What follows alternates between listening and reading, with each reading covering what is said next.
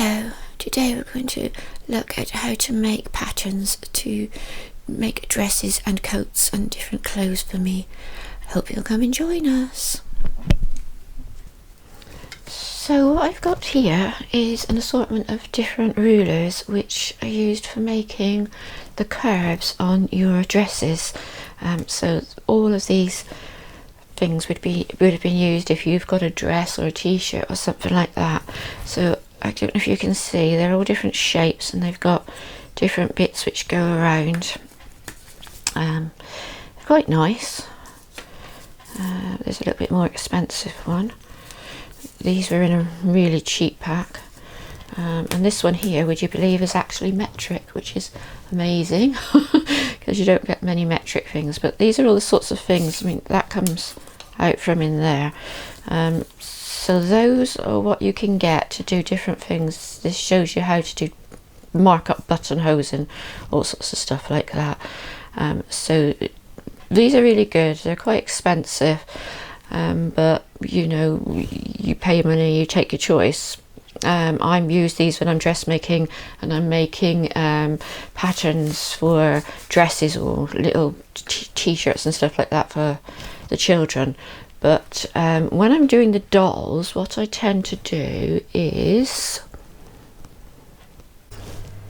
I would get a basic dress like this, just a really simple one of the ones which I know fits my dolls well, and then I'm going to lay it down on the table, press it out. You probably would be a good idea to press it before you pop it onto the table, and then I will take a first of all, what I will do is I will go all the way around. I would pin it to the paper like so, and then we'd go all the way around and I would draw all the way around the outside of the dress like that.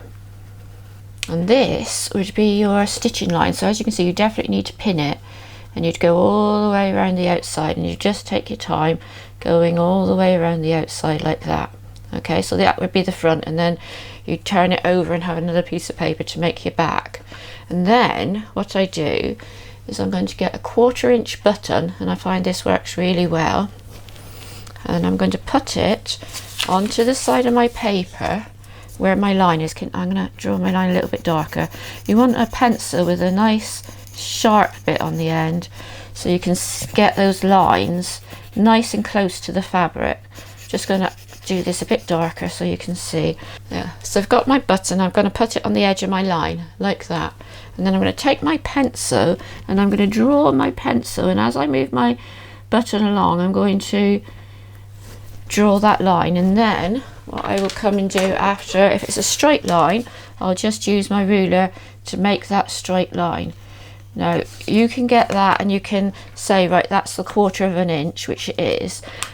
Or you can take your ruler on the 1/4 inch side and just draw along so that you're going over that line on a 1/4 inch like that all the way around. It takes a little bit of time, but you know, once you've got that, you've got your basic pattern and you can do so many things with it. So I'll show you that. So then I would just draw it, bring that up like that and join all the pieces all the way around it a 1/4 inch. So this is going to be your cut line, and this is going to be your sew line here. So you are going to bring your machine and you're going to bring it along there, and you're going to sew along there, and then you're going to cut when you do your fabric, you're going to cut it along that line like that. Okay, I mean, the other thing you could do, obviously, if you did have these, but then they're expensive, so I wouldn't recommend, is you can put this would go on it where you needed it to go, and you could draw around that. If you're just making dolls dresses and things like that, I would say don't buy those yet. There's lots of other things which would be much better to spend your money on. So once you've drawn that all the way around and you've got your bodice, it'll come out something and it'll look a bit like this.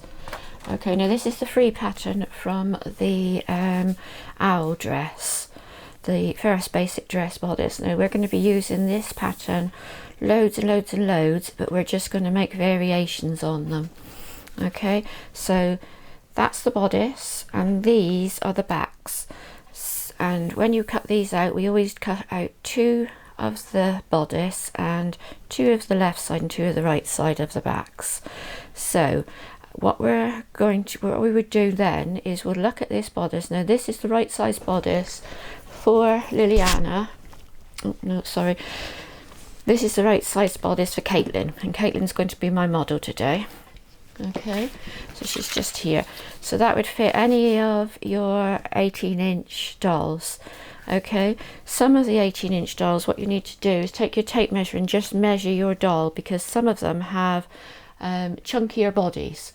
You know, they're like us, they've got, they're fatter or thinner. Also, Caitlin has a button on her back here, so she's going to need an extra bit of fabric when you're doing it. So when you would do her back piece, these pieces here, you'd need to make sure you just added a little bit more. So say if it was there, you'd probably want to put a little bit more of there, so you could sort of cut your pattern that's where there and use that, so that you add an extra bit of fabric going over the back. So it's a really good idea to measure your dolls before you actually do them. So that is our bodice, and then that was the basic bodice, how I'd cut that one out.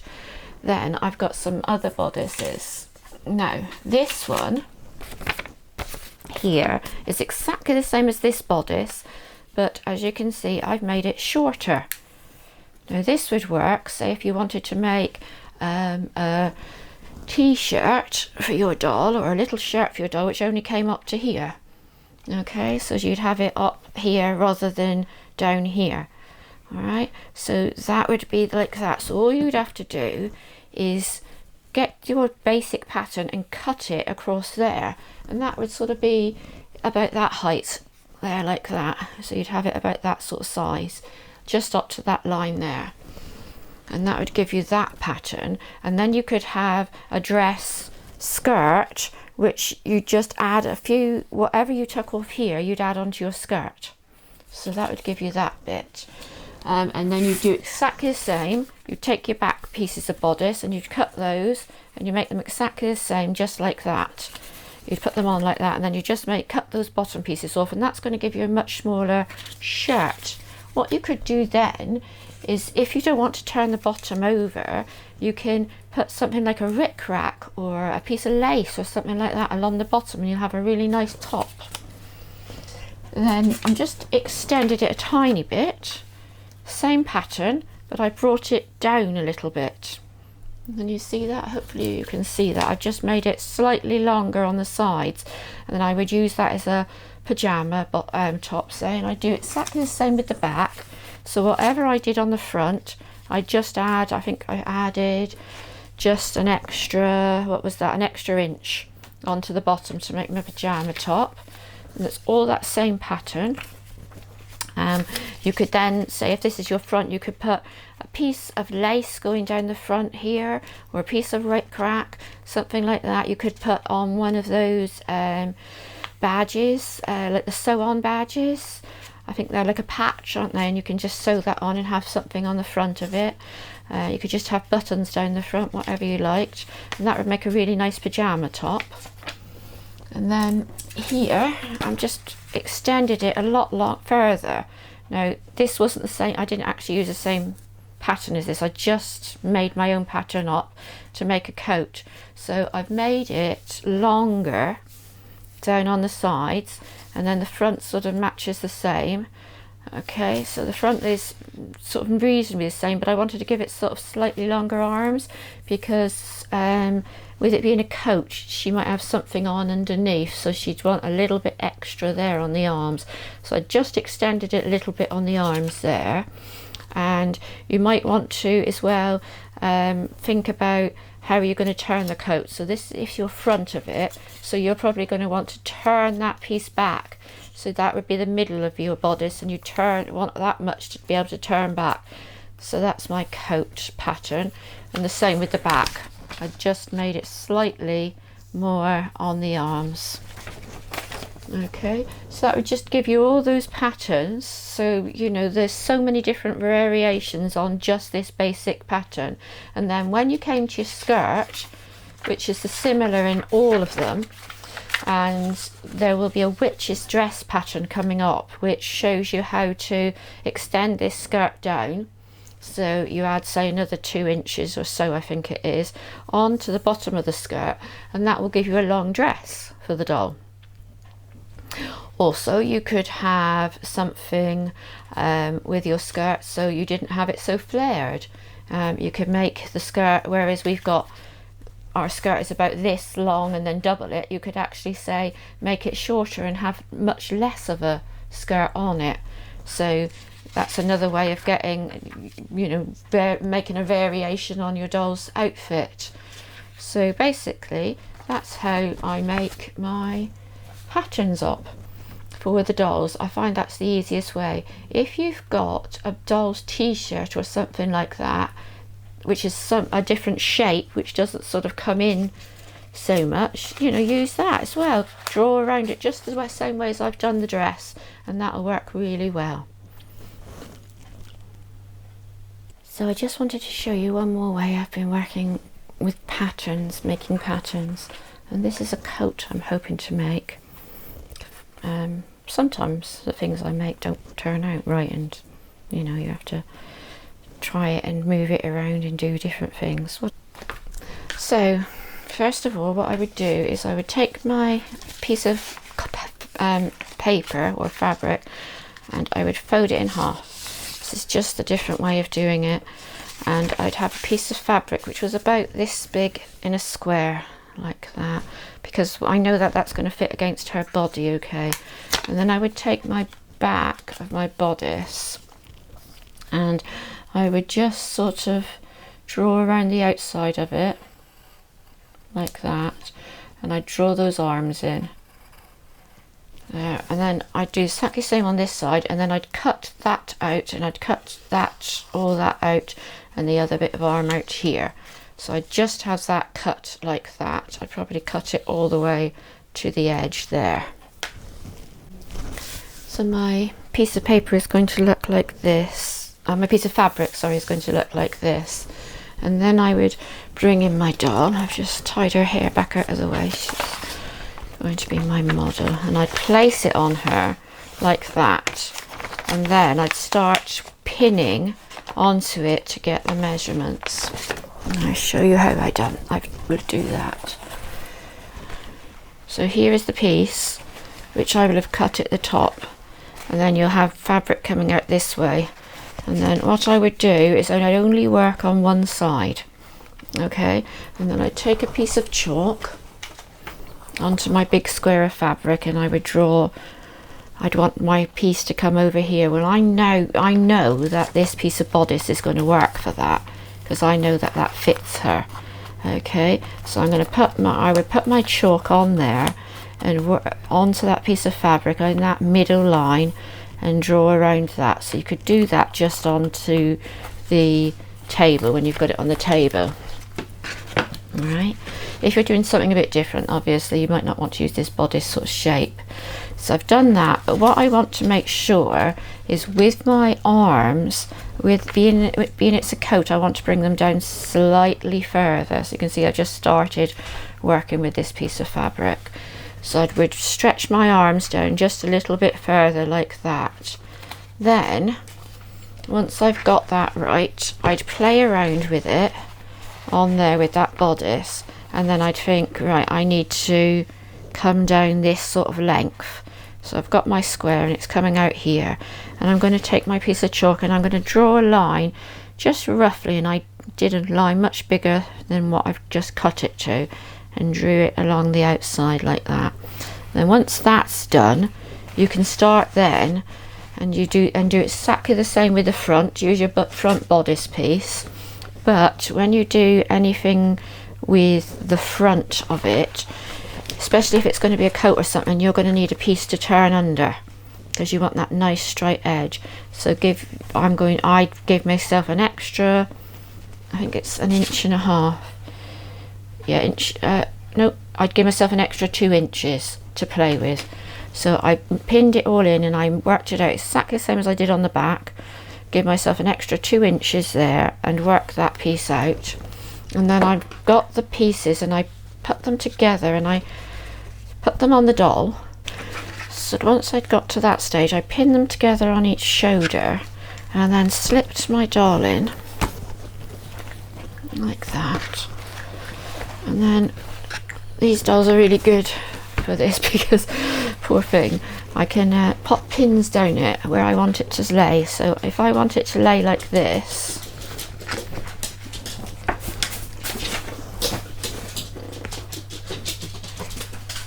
I can just pop some pins in her.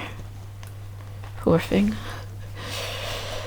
Okay, and that will hold my dress in place. And then what I can do is go around the sides and pin my sides together how I think I'd like it to be. Okay, so I could pin it all the way around, and I think that's okay, I like that laying like that. Or no, I want it to come in much closer to her body, so I could pin it along there. And then I would take my chalk and I would, you can just use a piece of chalk, you can use tailor's chalk, you can use a piece of pastel, or you can use you can get special little pens for drawing on fabric, so any of those sort of things, but chalk is just fine. And then you can draw a line where you want it to be. Okay, and then take it off her and cut it, and then there's just lots of working out, lots of pinning and getting that pattern right. Okay, so I would just pin down here like that once I've cut it, and then the same on this side.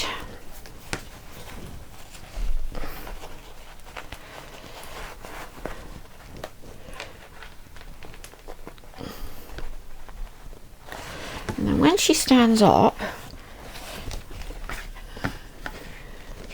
you can see that that has got a nice shape to it. See that? When she stood up, you can see she's got a nice shape to her coat. Okay, so what I'm aiming to do is get that into the shape which would fit her body, but it's not too tight, because remember you would have to put clothes underneath it. Now if you have a look, you can see that the front of mine is not the same as the back of mine, so it's just fiddling around with it. It's a little bit tricky, but it just takes time. And if you've got no piece of fabric you can play with, you can use that to make your pattern, and then, like, you know, an old sheet or something like that, or a pillowcase or something like that, you can use that to make your pattern, and then you can work on it from that, and that would be your basic pattern. And then you can sort of play around with it, and you've got that, and you can keep that all the time, and you can make it up to something that you know is going to fit that particular doll, and then you can use that as your basis to make any other pattern at all. So basically that's how I started with this coat. It'll take a little bit while longer to get it right, but you know, I will get there eventually. If you make a mistake, don't worry too much, especially if you can get some second-hand material. You know, this is a curtain. Yeah, and you want to be careful with curtains, because some curtains have different, they've got sprays on them and that sort of thing, which stops them from being fire retardant and that sort of thing. So always give them a good wash first, and then iron them well before you put them onto the dolls and that sort of thing, especially if you've got children. You don't want them getting any stuff on them. But this will work fine. This will make a nice coat. I find that it's better probably to get something like a dress or something like that which you can cut up, or a coat or something which you can cut up, rather than using curtain material, because they tend to be a bit funny. But you know, I didn't pay hardly anything for this, a couple of pounds, and I got 2 big curtains for it. So you know, you could just take your choice on what you want to use. Okay, well that's that. Hope you enjoyed it.